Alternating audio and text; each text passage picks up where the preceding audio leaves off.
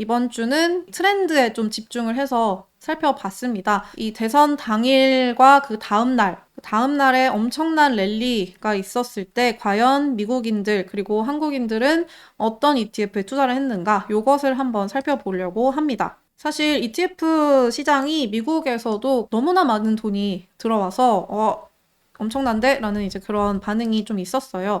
이번에 이제 트럼프 대통령이 당선되고 난 다음날 6일 그날 이 S&P 500과 3대 지수 다 엄청난 랠리를 펼쳤죠. 그날 ETF 시장도 역사적인 호황을 누렸습니다.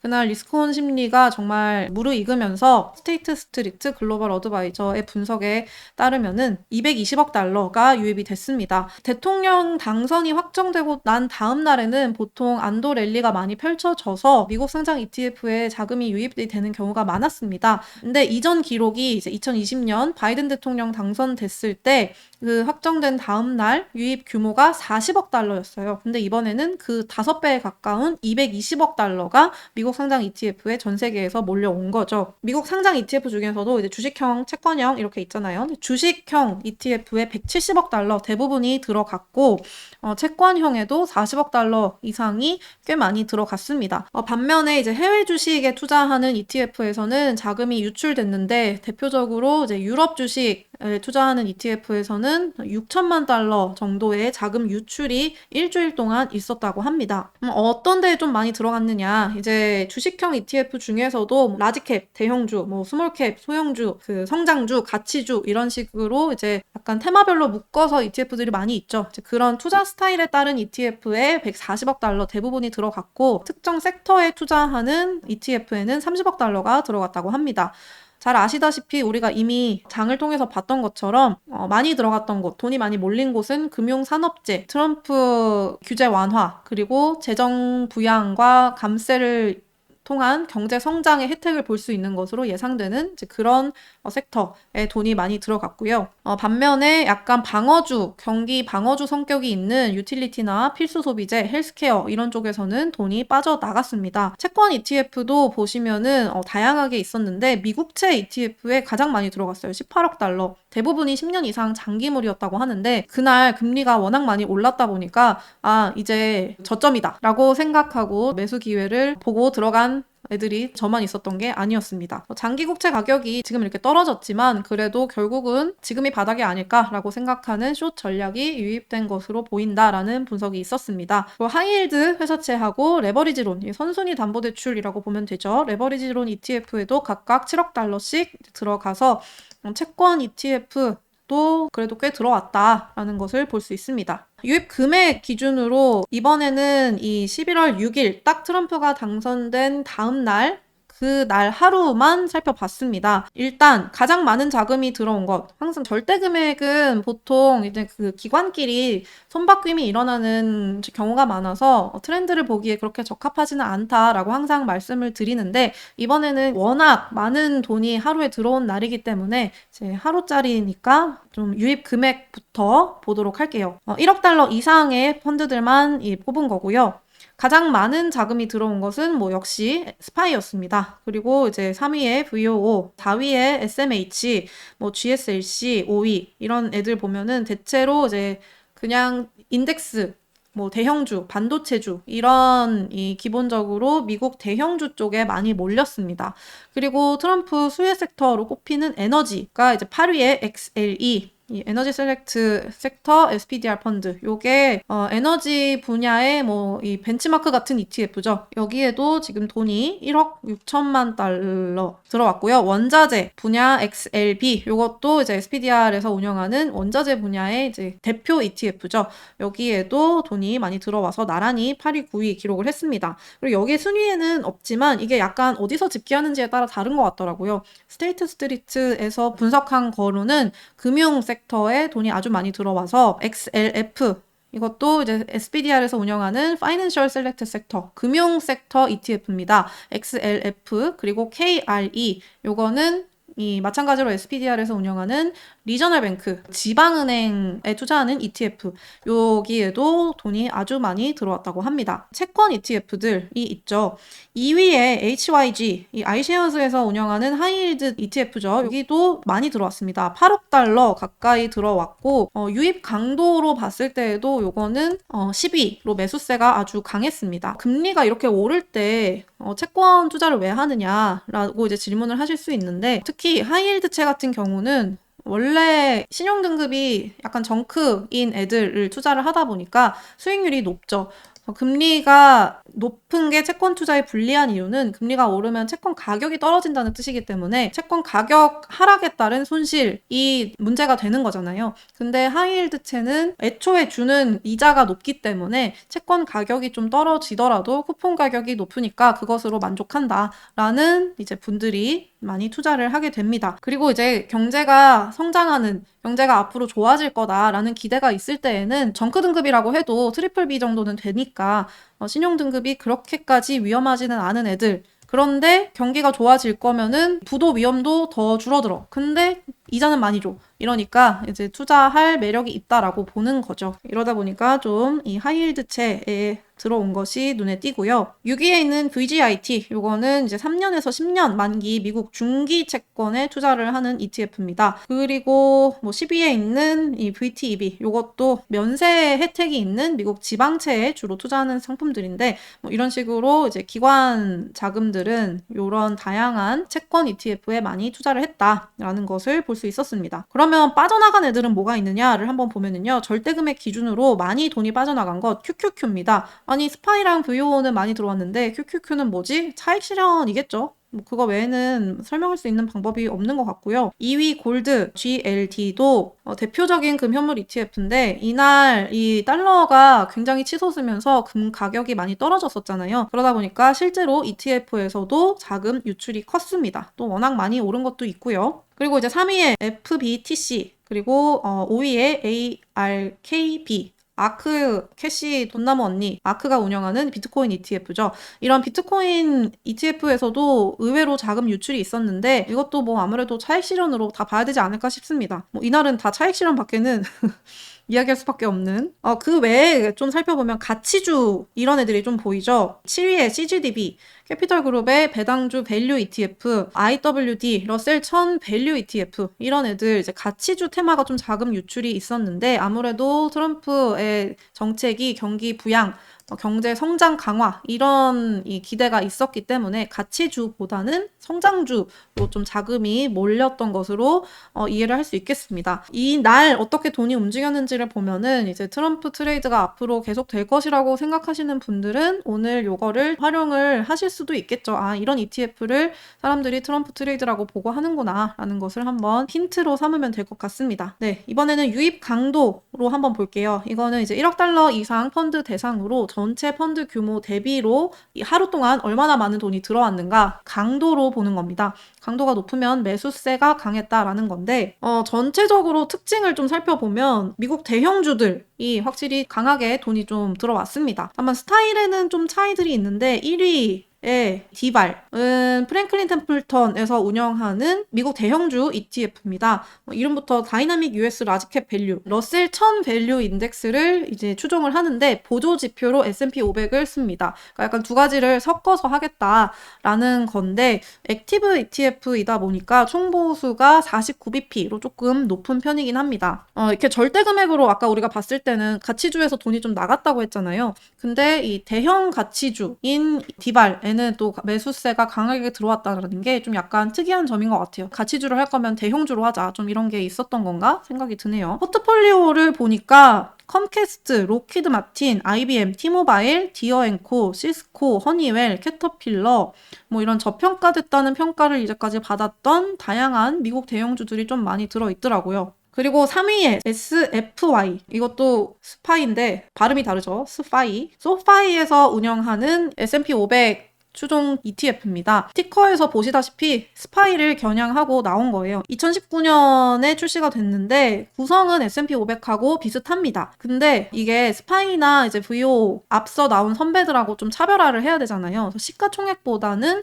기업 성장률에 따라서 가중치를 따로 매깁니다. 약간 차별화를 하겠다는 거죠. 포트폴리오를 보면은 엔비디아, 마이크로소프트, 아마존, 애플, 메타 이런 애들 우리가 익히 아는 기업들이 들어가 있는데 특이한 것은 비중 편입이 아마존이 4.64%로 애플 4.12%보다 더 많이 들어가 있습니다. 시총대로 하면은 애플이 더 많이 편입이 되어 있어야 하는데 아마존이 더 많이 들어가 있다는 거죠. 그래서 요 ETF는 대형 성장주 대형주 중에서 이제 성장주에 조금 더 이 초점을 맞추는 ETF다. 최근 수익률도 괜찮습니다. 3개월 수익률 5.6%, 1개월 0.8%, 연초부터로 보면은 24.25%로 나쁘지 않고요. 얘가 재밌는 거는 총 보수가 0.19%로 스파이는 0.09%, VO는 0.03% 엄청 싼 게 얘들의 매력이잖아요. 근데 그거에 비하면은 19bp로 높습니다. 근데 얘네 소파이가 후발주자로 좀 수수료 경쟁을 해보겠다라고 마음을 먹고 2025년 6월 30일까지는 수수료를 깎아준다고 합니다. 그래서 2025년 6월 말까지는 총 보수가 0.05%로 스파이보다 더 낮다고 하네요. 스파이랑 비슷한데 뭐 좀 더 성장스러운 거 없나? 이런 거 궁금하신 분들은 한번 보시면 좋을 것 같아서 가져와 봤습니다. 네, 이런 대형주가 일단 특징이었다면 두 번째 특징은 숏입니다. 숏이 생각보다 많았어요. 지금 보시면 2위가 유빅스. 물론 유빅스가 숏은 아니라고 하실 수도 있지만 유빅스 자체가 단기적으로 시장이 하락할 것으로 이제 점칠 때 그로 인해서 변동성이 크게 높아질 것으로 예상할 때 이제 들어가는 거잖아요. 아무래도 대선 전 몇 주 동안이나 우리가 트럼프 트레이드를 봤죠. 최소 2주 전부터 트럼프 트레이드를 제가 이야기를 했었는데 그러고 나서 대선 당일까지도 시장이 굉장히 많이 올랐었잖아요. 그러고 나서 실제로 트럼프가 당선이 되니까 셀더 이벤트, 셀더 뉴스가 나올 수도 있겠다라는 그런 심리들이 있었습니다. 이기면 선반영이 돼서 진리의 선반영해서 좀 떨어질 수도 있겠다라는 그런 인식이 있었고 그런 단기 하락을 예상을 해서 이렇게 숏 ETF를 산 투자자들이 미국에도 많았습니다. 유빅스도 지금 보시면 2,200만 달러가 들어왔고 4위에 SPDN도 S&P 500 인버스죠. 무려 4위 1,700만 달러나 들어와서 굉장히 많은 매수세가 강했다. 근데 결과적으로는 이 6일 하루 동안 유빅스가 19%나 빠져가지고 유빅스 사신 분들은 이제 눈물을 짓게 하는 하루였습니다. 세 번째 특징이 이제 채권이죠. 채권이 또 많이 들어왔는데 6위에 IBND, 8위에 AGZD, 10위에 HYG. HYG는 아까 절대 금액으로 봤을 때도 유입 금액이 컸었고 나머지 이제 회사채 그리고 국채와 MBS와 등등등을 다 이제 종합한 애그리게이트 본드 ETF인 AGZG까지 해서 다양한 종류의 채권 ETF에 돈이 많이 들어왔습니다. 유출 강도로 보면은요, 특징을 찾기가 약간 쉽진 않았어요. 일단 1위도 대형주 ETF입니다. 그러니까 지금 유입 강도도 1위가 대형주였는데 유출 강도도 대형주 ETF죠. 이 OBL은 오버레이 쉐어즈에서 운영하는 미국 대형주 ETF인데요. 기본적으로 S&P 500에 투자를 하기는 하는데 요거는 파생, 옵션이나 선물 계약 이런 것들을 많이 활용을 해서 수익률을 좀 극대화하겠다 하는 그런 전략을 갖고 있어요. 그러다 보니까 보수가 0.87%로 좀 높습니다. 그리고 10월 말 기준으로 S&P 500 그냥 벤치마크보다도 성과가 좀 안 좋았습니다. 한 달 동안 1.5% 마이너스. 이 기간 동안 S&P 500이 마이너스 0.9%였는데 보수가 비싼 얘가 성과가 잘 안 나오다 보니까 좀 이런저런 것들이 겹쳐서 판 게 아닌가 싶습니다. 그 외에 보면은 이제 좀 공통적인 거 첫 번째 코인이 좀 많이 팔렸죠. 코인 차익 실현이 아까 절대 금액에서 유출 금액이 컸던 것과 마찬가지로 매도세로 봤을 때에도 코인 차익 실현을 하려는 애들이 많았습니다. 2위에 콘엘 그리고 6위에 FETH, 피델리티에서 운영하는 이더리움 ETF도 마찬가지로 좀 많이 팔려 나갔고요. 또 버퍼가 많이 지금 팔렸죠. 3위, 8위, 10위 지금 다 버퍼 ETF들입니다. 버퍼는 약간 변동성이 제한이 되고 뭔가 시장의 급락이 우려될 때 사는 이제 그런 거기 때문에 지금은 다른 상황이죠. 지금은 뭐 이렇게 조심스럽게 할 이유가 없다라고 판단을 한 것인지 많이 팔렸습니다. 그리고 섹터별 이 펀드들도 좀 많이 팔렸는데 FAG 4위에 있는 디렉시온의 파이낸셜 베어 3배. 요거는 이제 금융 섹터의 인버스 3배를 하는 거죠. 지금 금융이 그날 하루 동안에만 뭐 거의 두 자릿수로 올랐는데 이거 계속 갖고 있었으면은 큰일 났을 것 같습니다. 잘 팔았던 것 같고요. 7위에 있는 USO, 이거는 유나이티드 스테이츠 오일 펀드, 서부 텍사스유 근월물 선물 계약을 보유하고 있어서 이제 단기로 유가에 선물 투자를 할 수 있는 그런 ETF입니다. 네, 아무래도 이 트럼프 트레이드도 있겠지만 유가 하락, 리스크 온이 펼쳐지는 상황에서 유가가 좀 하락을 하면서 그 영향이 있지 않았을까 생각이 듭니다. 이 대선 주간 동안 팩트셋에서 ETF 수익률 이 어땠는가 상위 하위 5개씩 뽑아놨더라고요. 한번 보면은요. 이 대선 주간 10월 30일부터 11월 6일까지의 일주일입니다. 수익률을 봤더니 수익률 플러스는 역시 코인, 그리고 뱅킹, 금융, 그리고 미국 인프라 산업 이렇게 세 가지가 딱 잡힙니다. 나머지는 다 아실 것 같고 아까 이 KRE하고 KBE 말씀드렸던 애들이죠. SPDR에서 운영하는 미국 뱅킹 섹터와 지방은행, 커뮤니티 뱅킹 섹터 다 커버하는 대표 ETF들인데 다 수익률 굉장히 잘 나왔고요. 눈에 띄는 것을 하나 꼽아보면 4위에 있는 AIRR입니다. 퍼스트 트러스트에서 만든 인프라 제조업 관련 ETF인데요. 2014년에 출시된 역사가 있는 애입니다. 이게 주로 투자하는 거는 미국 중소형 산업기업, 지방은행 이런 애들에 투자를 해요. 특히 이제 제조업 관련한 기업들에 많이 집중을 하고 있고 미국의 이 이름부터 아메리칸 인더스트리얼 르네상스잖아요. 미국 제조업의 르네상스를 기원하는 미국 경제, 미국 제조업의 부흥에 베팅을 하는 ETF입니다.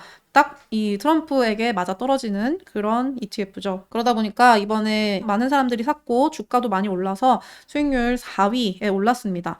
이거는 보면은 산업 섹터가 86.7%, 파이낸셜 섹터가 10.6%, 유틸리티가 3% 이 정도로 이렇게 잘 나뉘어 있는데 파이낸셜은 이제 이 제조 기업들의 돈을 대주는 좀 작은 지역 은행들이 위주로 들어가 있는 겁니다. 단점은 아무래도 이제 중소형주다 보니까 좀 변동성이 클 수 있고요. 운용 보수가 0.7%로 좀 높은 편입니다. 주의를 해야겠고요. 뭐 인프라 투자가 앞으로도 계속 될 것이다. 제조업의 부흥, 온쇼어링이 계속될 것이다 라고 생각하시는 분들은 한번 보셔도 될 것 같습니다. 수익률 마이너스는 거의 이제 다 해리스 트레이드, 원자재 뭐 이런 애들입니다. 1위가 카나비, 대마초죠. 대마초 관련 ETF입니다. 민주당 정부가 대마초 약용으로 이제 미국 전역 연방 합법화를 이제 추진을 했었기 때문에 이 해리스가 지면서 얘도 같이 대표적인 테마주처럼 떨어졌고요. 나머지는 이제 솔라, 태양광, 그리고 원자재들, 금, 은 이런 애들이 많이 떨어졌습니다. 달러가 너무 강세를 보인 것의 영향이라고 보시면 될 것 같습니다. 마지막으로 한국 ETF 투자 동향은 특이점이 없습니다. 이제까지 우리가 봐왔던 것 거의 그대로예요. 한 가지 특이점을 꼽자면 슈드가 없다는 건데요. 이제까지 ETF 딥다이브를 거의 2달 넘게 하면서 10위권 안에 슈드가 없는 거 처음 본 것 같아요. 대신 1위가 역시 쏙슬, 반도체 3배 레버리지, 지금 한국 비중이 46%입니다. 지난 일주일 동안 한국인들이 전체 글로벌에서 사들인 비중이 46% 절반 가까이 된다는 겁니다. 그리고 MSTU, 이 마이크로 스트래티지의 2배 레버리지를 하는 요 ETF도 한국에서 엄청 이 전체 펀드 글로벌 순매수 규모의 3.5배를 이제 한국인이 더 많이 사들였다로 볼 수 있습니다. 여전히 이제 레버리지 그리고 개별 종목의 이제 커버드 콜을 통해서 인컴을 극대화하려는 그런 ETF들에 대한 사랑이 이어지고 있고요. 슈드 관련해가지고 슈드가 이번에 순위가 22위였다고 합니다.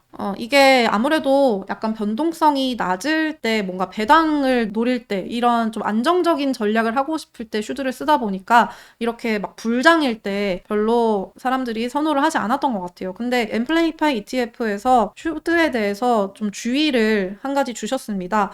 슈드가 우리가 이 보수도 낮고 배당 주고 하다 보니까 굉장히 뭔가 안정적일 거라고 생각을 하는데 사실 변동성이 스파이랑 거의 비슷하다고 해요. 원래 배당주들이 이제 그런 약간 편견이 있는데 실제로는 그렇게 변동성이 낮지 않고 슈드의 1년 변동성이 12%로 스파이랑 거의 같은 수준이라고 합니다. 이런 점들을 우리가 슈드를 모아 가신다고 하시는 분들은 좀 유의를 하셔야 될 것 같고요. 오늘은 트렌드 이야기를 좀 길게 해봤는데요. 트럼프 트레이드가 아무래도 시장을 장악한 이 일주일이었기 때문에 마무리를 이렇게 해봤습니다. 안녕.